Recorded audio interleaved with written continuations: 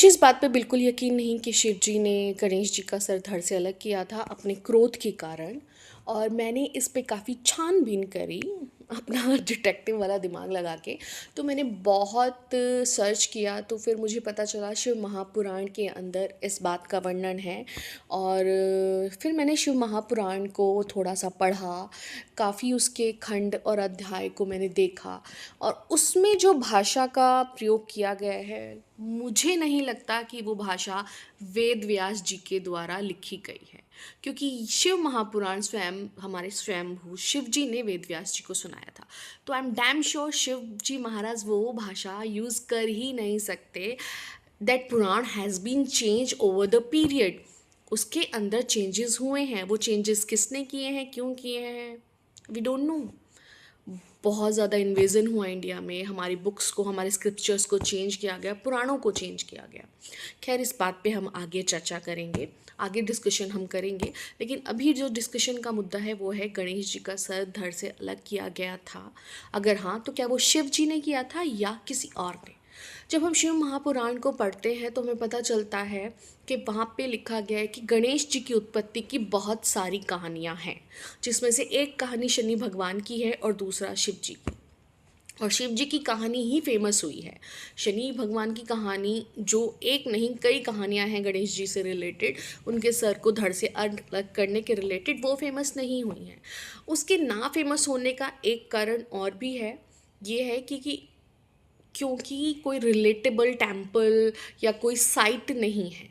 लेकिन शिवजी की कहानी से रिलेटेबल एक साइट मिलती है, वो है उत्तराखंड के एक छोटी सी जगह पर है, शायद सोनपुर के नियर, देहरादून से लगभग 250 किलोमीटर दूर एक मुंडकात्या टेम्पल है। और वो केदारनाथ ट्रैक पर ही मिलता है, जो कोरीकुंड के पास है।